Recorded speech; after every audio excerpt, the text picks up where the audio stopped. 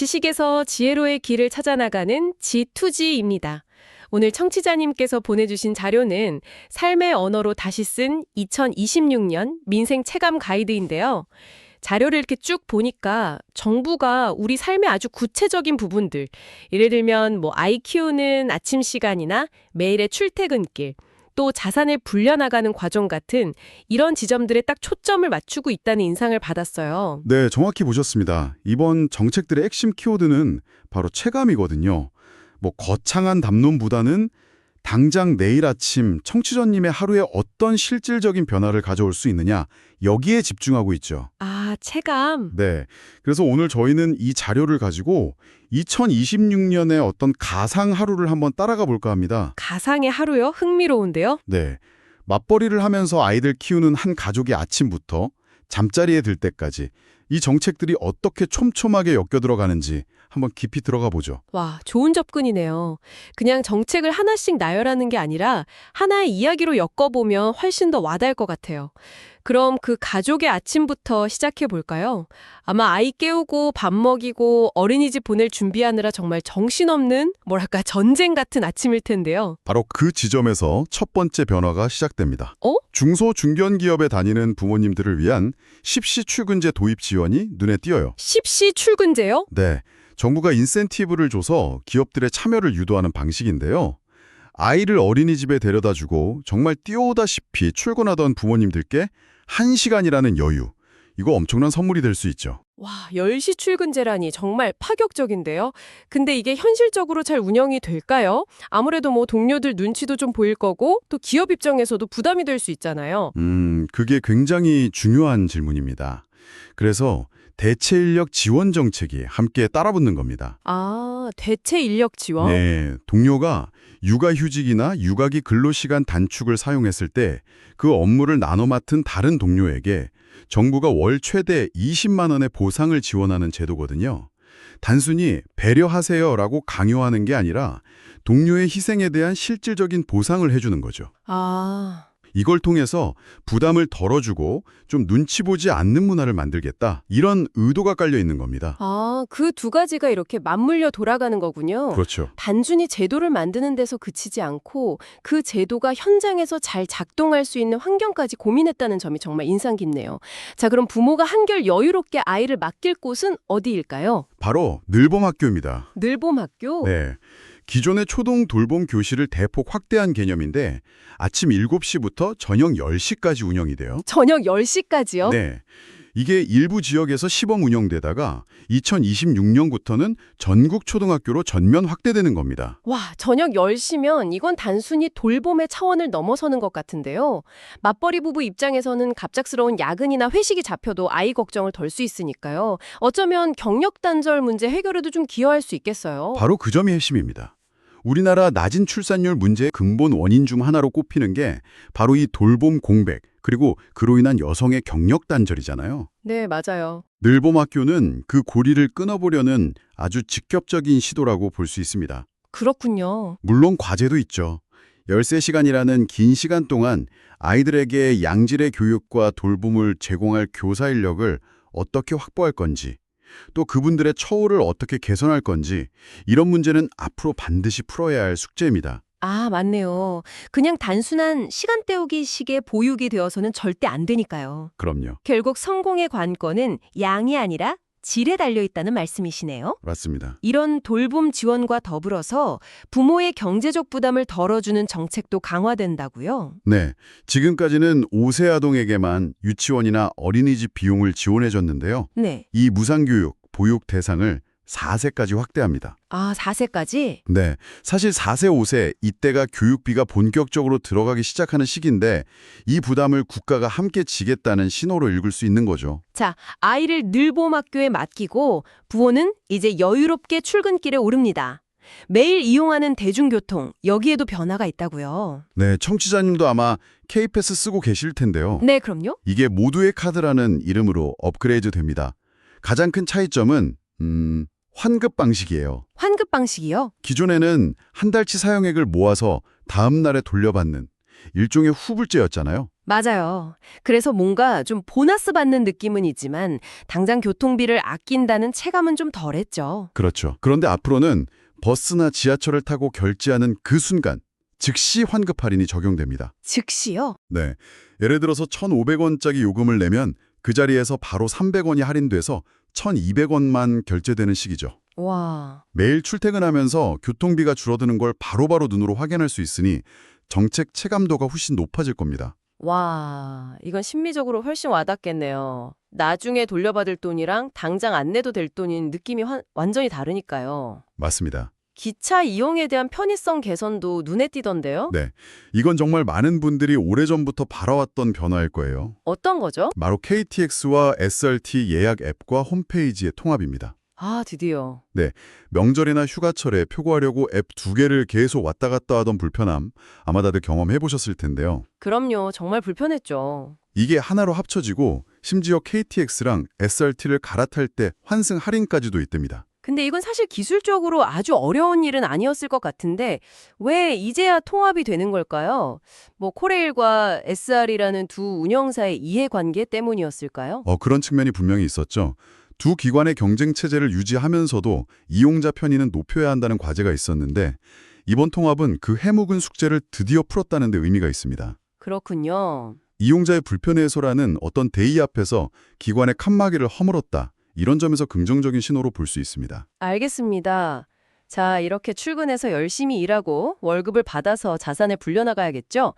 땀 흘린 만큼 채워지는 지갑 파트인데 여기서 가장 주목할 만한 변화는 뭔가요? 단연 만능 통장 ISA 개인 종합 자산 관리 계좌의 혜택 확대입니다. ISA요. 네.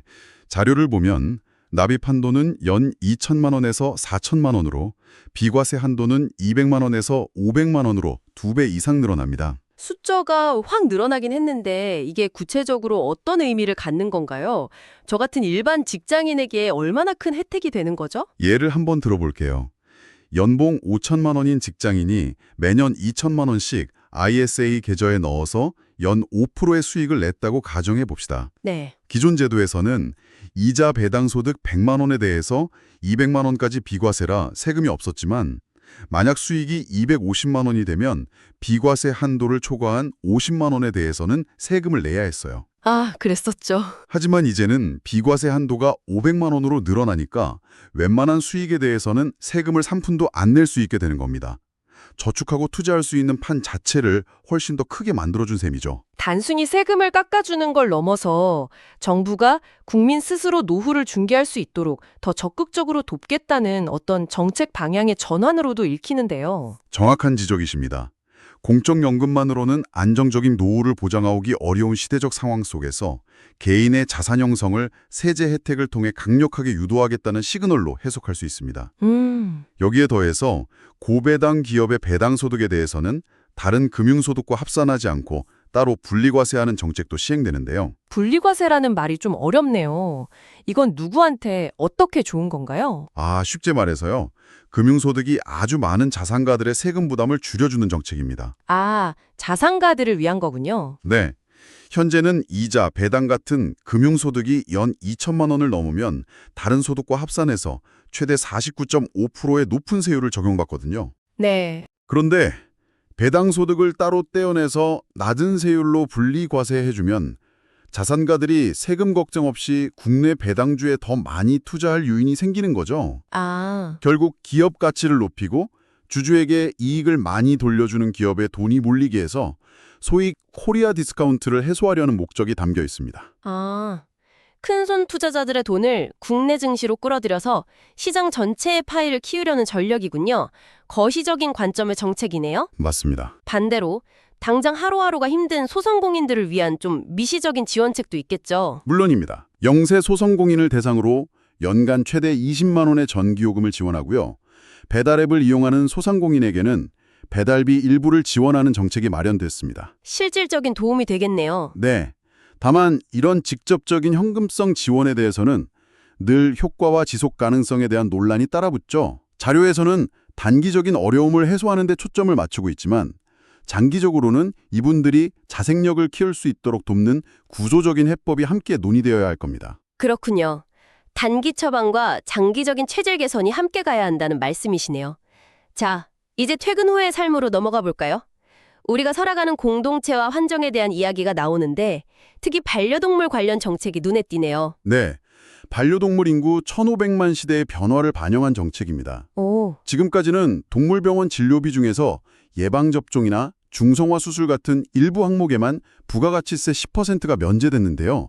앞으로는 질병 치료를 목적으로 하는 대부분의 진료 항목으로 부가세 면제가 확대됩니다. 와, 반려동물이 아플 때 드는 의료비 부담이 실질적으로 줄어드는 효과가 있죠. 이건 반려동물을 단순한 동물이 아니라 가족 구성원으로 인정하는 사회적 분위기가 정책에 반영된 결과라고 볼 수 있겠네요. 맞습니다. 그 외에도 지역 경제를 살리기 위한 정책들이 있는데요. 어떤 것들이죠?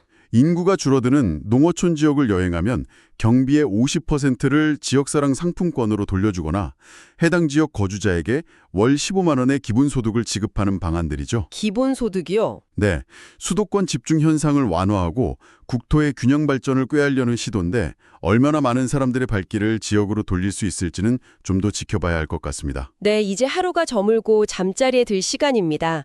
하지만 살다 보면 누구에게나 예기치 못한 어려움이 닥칠 수 있죠. 우리를 지켜줄 사회 안전망은 어떻게 더 촘촘해질까요?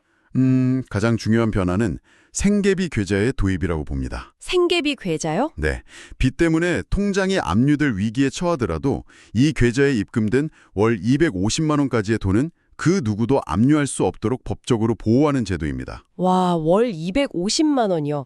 최저 생계비를 훌쩍 넘는 금액인데요. 채권자의 권리보다 채무자의 최소한의 인간다운 삶을 보장하는 쪽으로 무게추가 기우는 거네요. 바로 그겁니다. 실패하더라도 다시 일어설 수 있는 최소한의 발판, 사회적 존엄성을 지켜주겠다는 철학이 담겨 있습니다. 과거의 어떤 징벌적 접근에서 벗어나서 재기를 돕는 포용적 금융으로 나아가는 중요한 전환점이라고 할 수 있습니다. 그렇군요. 어르신들을 위한 정책도 눈에 띄는데요. 국민연금 명목소득 대체율 인상이라는 표현이 나옵니다. 소득 대체율이라는 말이 항상 헷갈리더라고요. 이게 높아지면 연금을 더 많이 받는다는 뜻인가요? 네, 맞습니다. 소득 대체율이란 생애 평균 소득 대비 연금 수령액의 비율을 말하는데요. 네. 예를 들어 내 평균 소득이 100만 원이었고 소득 대체율이 40%라면 연금으로 40만 원을 받는다는 뜻이죠. 이 비율을 점진적으로 50%까지 올리겠다는 건 그만큼 노후에 받게 될 연금액을 늘려서 소득 보장을 강화하겠다는 의미입니다. 아, 그렇군요. 물론 이를 위해서는 더 많은 보험료를 내야 하는 미래 세대의 부담 문제도 함께 고려해야 하는 아주 복잡하고 민감한 문제입니다. 마지막으로 이렇게 좋은 정책들이 많은데 정작 내가 몰라서 못 챙겨 먹으면 아무 소용이 없잖아요. 이런 정보 격차를 해소하기 위한 방안도 있나요? 네, 그게 바로 혜택 알림이 서비스입니다. 혜택 알림이. 네, 지금까지는 내가 직접 어떤 혜택을 받을 수 있는지 일일이 찾아보고 신청해야 했다면 이제는 정부가 먼저 제 정보를 분석해서 청취자님은 이런 혜택을 받으실 수 있으니 신청하세요 라고 알려주는 겁니다. 와, 정부 서비스가 신청주의에서 발굴주의로 바뀌는 거군요. 그렇죠. 정말 똑똑한 변화네요. 실물 신분 중에 없어도 되는 디지털 주민등록증이나 여러 기관을 나눌 필요 없이 한 번에 창업, 폐업 신고를 처리하는 원스톱 서비스도 이런 맥락에서 이해할 수 있겠고요. 그렇죠. 행정 서비스의 중심을 공급자인 정부가 아니라 사용자인 국민에게 맞추려는 노력의 일환이라고 볼 수 있습니다. 자, 이렇게 2026년의 가상적인 하루를 따라가 봤습니다. 아침에 일어나서 아이를 돌보고 출근하고 일하고 자산을 관리하고 또 이웃과 더불어 살아가고 어려울 때 기댈 수 있는 시스템까지 우리 삶의 전반에 걸쳐서 생각보다 훨씬 더 촘촘하게 변화가 스며들어 있다는 느낌이 드네요. 맞습니다. 오늘 살펴본 자료들은 결국 개인이 겪는 삶의 문제, 국가가 얼마나 더 민감하고 구체적으로 반응할 것인가에 대한 청사진을 보여주는 거죠. 물론 중요한 것은 이 멋진 계획들이 현장에서 어떤 모습으로 구현되느냐일 겁니다. 아, 그렇죠. 정책의 성패는 결국 디테일에 달려 있으니까요. 지속적인 관심과 감시가 필요한 이유입니다. 오늘 저희는 정부가 제안하는 변화의 지도를 함께 펼쳐봤습니다. 이제 청취자님께 질문을 하나 드리고 싶네요. 저희가 함께 따라가 본 이 가상의 하루처럼 청취자님의 내일을 한번 상상해 보시죠. 아침에 눈을 떠서 다시 잠자리에 들 때까지 청취자님의 하루에서 이것 하나만 바뀐다면 삶의 질이 확 달라질 텐데 하고 생각하는 단 하나의 마찰점은 무엇인가요? 청취자님께 체감되는 변화란 과연 어떤 모습일까요? 2026년 정부가 당신의 곁에 더 가까이 있겠다고 합니다. 더 자세한 정보는 대한민국 정책 브리핑에서 확인하실 수 있습니다. 지금까지 G2G였습니다.